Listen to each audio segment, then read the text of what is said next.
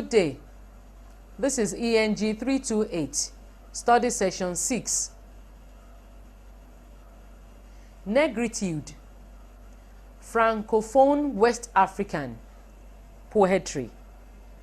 Introduction.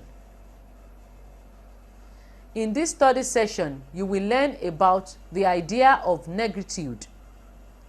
The term was coined by Hemi Kassar of Martinique in his poem, Return to My Homeland, in 1934, and was later associated with a movement inaugurated by some West Indian and African students in Paris. The movement asserted African values. It later became an appropriate starting point in any analysis of the cultural and literary response of the African to European colonialism. Learning outcomes. When you have studied this session, you should be able to establish the link between the policy of assimilation, the rise of the negritude movement. 2. Explain the nature of negritude poetry. Origin and basis for negritude. The term assimilation is used to describe the French colonial policy in Africa. It encouraged the educated African to sever his natural ties to his land, culture, and then adopt the French culture in order to be reckoned with as a French citizen. As W.E.F. Ward clearly puts it, the price paid by the African was high. He must cut himself off completely to the French ways of life. 1952-58. This was precisely what French wanted and designed. As a result, a large number of African students were sent to France in order to accelerate their adjustment to the norms and values of a modern society, which of course translates to their being separated from the norms and values of their own indigenous society. Notably, these Africans were incorporated, that is assimilated, into the French culture, but whether they gained equal social status and recognition with Frenchmen is a different matter. According to R.N. Egudu, assimilation was not aimed at elevating the African, but at devaluing his culture, and that was why it was thought necessary to strip him of his true cultural self and put on him a foreign one, which he was later to revolt against. The contemptuous attitude of the French toward the African and his world was vindicated by their discrimination between metropolitan France, the original undefiled France, and France overseas, which was there only for economic purposes. 1978-30-31. Conscious of their cultural heritage and seeing the urgency of assessing Western cultural values and their corrupting influence, the founding father of negritude quests to rediscover their own cultural roots. Incidentally, some of them had enjoyed a measure of acceptance within the French cultural arrangement owing to the provisions of the French colonial policy of assimilation. According to Okunye O, the policy succeeded in alienating the average educated man from his own culture, people, and cultural environment, offering him instead a false sense of acceptance into the French society. 1997-144. ITQ. True or false? The African, under the policy of assimilation, upon stripping off Africanism, is fully welcomed into French society. Feedback. False. The African is merely given a false acceptance into French society. It becomes neither French nor African. It is against this background of cultural and other forms of domination that negritude poetry has been written. The negritude movement is essentially a cultural one, though some of its objectives are political. About negritude, Hemi Caesar said, "To set our own effective revolution, we had first to put off our borrowed dress, those of assimilation, and affirm our being, that is our negritude, to be truly ourselves. We ought to embody the Negro, African culture in the realities of the 20th century. For our negritude to be an effective instrument of liberation, we have to shake off the dust and assert it in the international movement of the contemporary world." 1967, Ditto 45. ITQ. While the French used assimilation to govern their African colonies, the British used what policy? Feedback. Indirect rule. Leopold Sédar Senghor says that negritude is the sum total of the values of the civilization of the African world. It is not racialism. It is culture. The tenets of the negritude movement naturally derive from the definitions, especially Senghor's extended definitions of the concept negritude.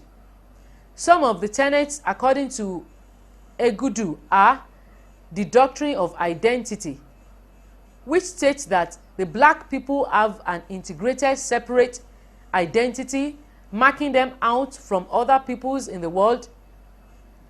The doctrine of innate purity, the doctrine of originality, of naturalness, as against the artificiality of the Europeans, the doctrine of beauty as incarnate in the black man as a reservoir of world's humanity, and assigns to him the role of rejuvenating mankind that has been impoverished by the abstractness and impersonality of the white world.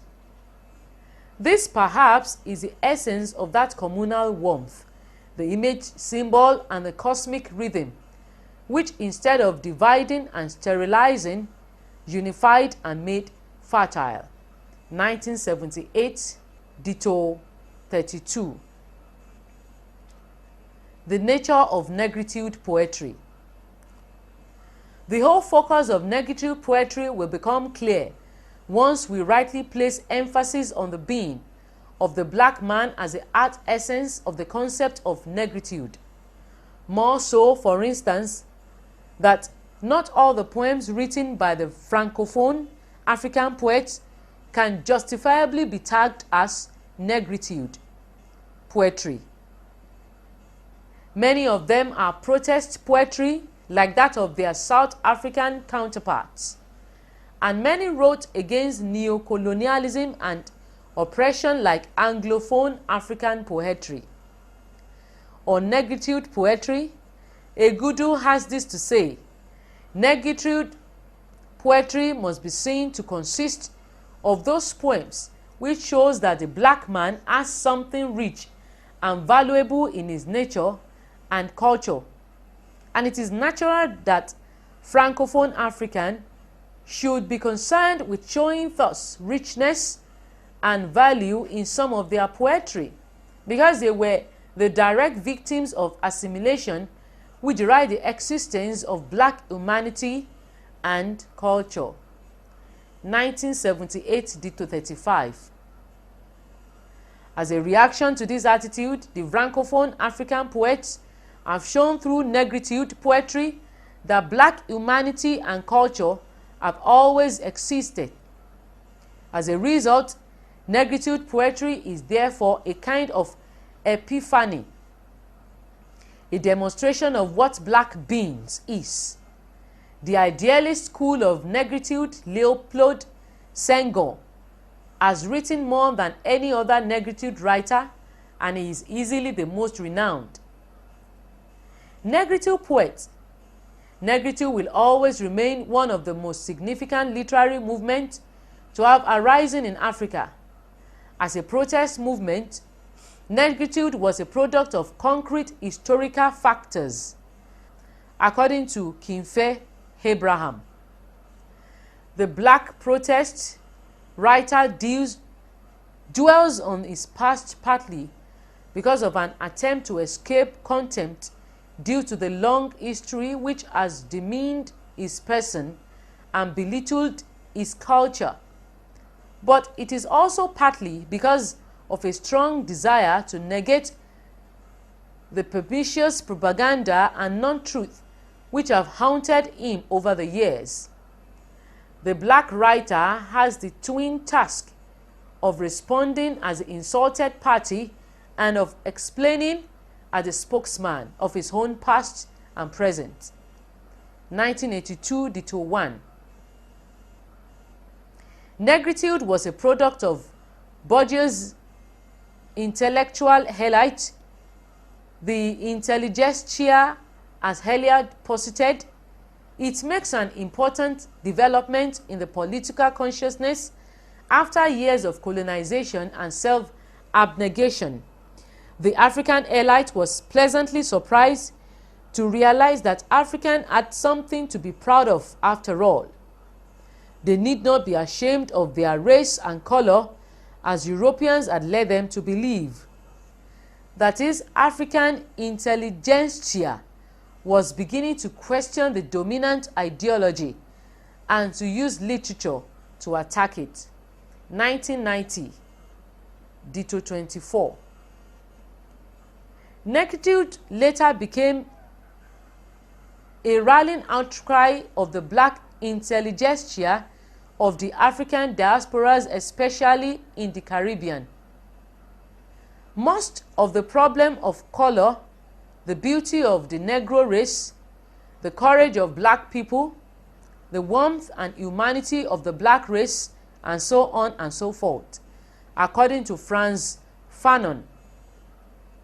The Negro, never so much a Negro since he has been dominated by the whites, when decides to prove that he has a culture and to behave like a cultured person, comes to realize that history points out a well-defined path to him. He must demonstrate that a Negro culture exists. 1987, Ditto 170. As an extremist, response to an extremist situation, a nationalist reaction to the distortion of European cultural imperialism, negritude was in danger of demeaning into fantasy and romantic idealism. This is true of Leopold Sédar Senghor. He exalts the virtue of the African race in the most exuberant manner, just as he levels criticism at Europeans for their inhuman treatment of Africans and their lack of those qualities which make black people fully human and natural. In writing about the African beliefs in the guardianship of the dead, Senghor is demonstrating that, as against Christianity, the African has his own indigenous religion. Let me listen in the smoke, but where there comes a glimpse of the friendly spirit, let me breathe the smell of our dead, gather and speak out against their living voice. In Mothers, he extols the praises of Senegalese gods who have been captured and made prisoners in France. To him, the statue symbolizes the black race as the flower of the foremost beauty. In a world devoid of beauty and elegance, to him, you are the flower of the foremost beauty in stark absence of flowers. Black flower and solemn smile, diamond time out of mind. You are the day and the plasma of the words, Video Spring. Flesh, you are of the first couple, the fertile belly milk and sperm. 1875, Ditto 96. Senghor, in Prayer to Mask, he posits that without the black race, the whites cannot survive. He sees the black race, the Africans, as a leaven that the white flour needs. The black race is seen as bringing light and life to a world that has fallen victim to the perils of negative technological influence. To him, it is the Negro who is to infuse liveliness, spontaneity, and joy into their world. For who else will teach rhythms to the world that has died of machines and cannons? For who else would ejaculate the cry of joy that arouses the dead and the wise in a new dawn? We are the men of the dance whose feet only gain power when they beat the hard soil. In the above, according to Ngara, we see not only a conversation which leads the author to romantic rejection of modernity and escape to an idyllic pre-rational past, but also a suggestion that the African as a race is endowed with certain psycho-physiological qualities lacking in other races. 1990, Ditto 25. Those ideas include body flexibility associated with the Negro, which signals harmony and togetherness and communalistic spirit. In New York, is believed in a symbiotic relationship between European and African values, which may have been informed by his deep involvement with and knowledge of the two cultures. He is aware of his own indebtedness to Europe and Africa. New York, I say to New York, let the black blood flow into your blood, cleaning the rust from your steel articulations, like an oil of life, giving your bridges the curve of the hills, the lioness suppleness. See, the ancient times come again. Unity is rediscovered. The reconciliation of the lion, the bull, and the tree. 1975, Ditto 98. In like manner, the wilds of New York are pictured as cold, lifeless, heartless, stripped of human feelings. This is also matched by their physiological inflexibility. Thus, they have hips that are as rigid as bridges. This inflexibility is constructed with the liveliness of black people who dwell in the other side of New York Harlem.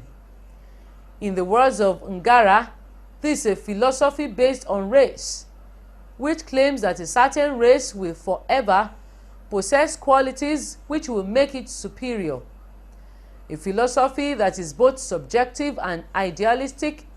Ngara states further, it is the same philosophy that informed the theme of Bernard Daddy's poem, I Thank You, God, a simple but rich poem, full of subtle irony, but nevertheless declares in subjective terms, I thank you, God, for creating me black. White is a color for special occasion. Black is a color for every day.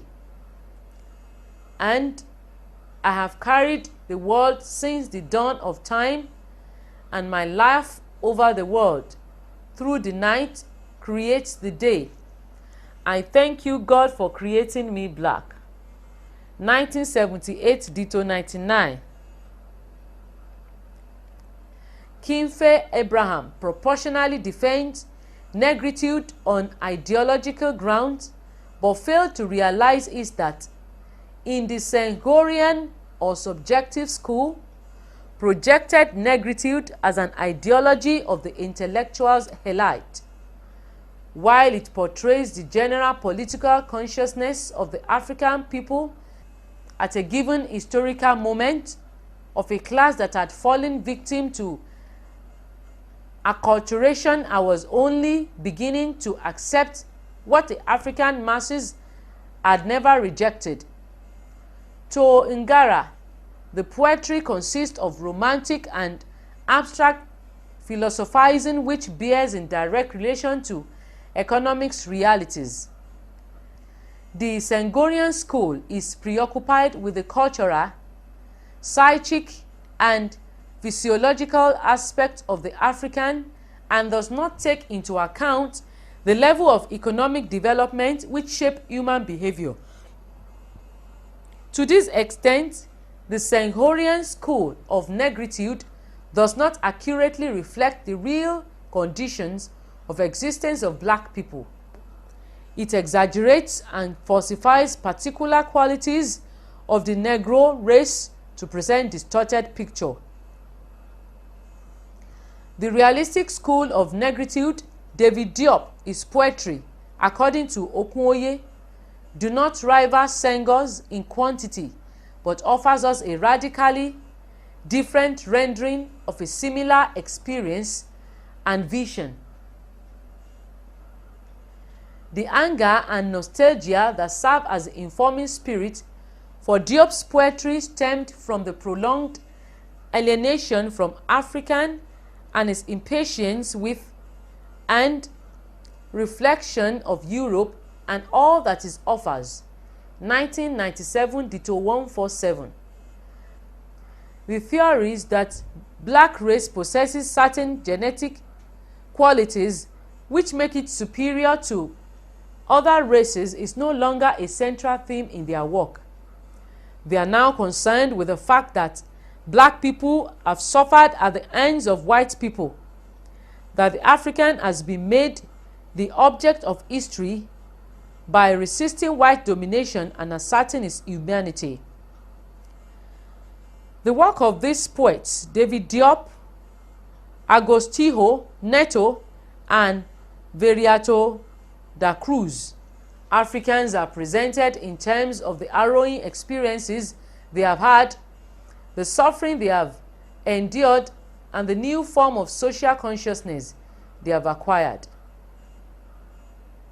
They are concerned about depicting in concrete terms the struggle of black as opposed to abstract theorizing about their race. In Diop's Africa, he decries the colonial encounter and laments the loss of the serenity of the past. Africa, my Africa, Africa of proud warriors in ancestral savannas, despite a faraway river. Diop, according to Okunwoye, is concerned about the injustice, the oppression, and the dehumanization that Africans suffered in the hands of the colonizing powers. This is why he depicts in concrete terms the colonizer as inhuman, heartless, and greedy. He blames the woes of the African continent on the rather tragic advent of European, the enduring complicity of the Christian mission, 1997 Ditto 150, in the vultures in those days, when civilization kicked us in the face, when holy water slapped our cringing brows. The vulture built in the shadow of their talons. The blood-stained moment of tutelage in those days. In Viriato da Cruz poem, Black Mother, your presence, mother, is the living drama of a race, drama of flesh and blood, which life has written with the pen of centuries. Unlike the Senghorian school, concrete representations are portrayed in the realist school.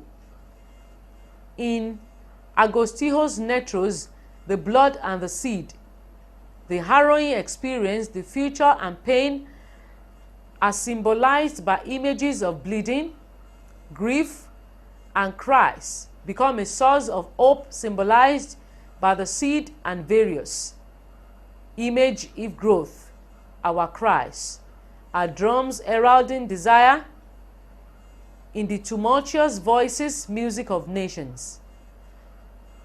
Ngara opines this is the school to which David Diop belongs.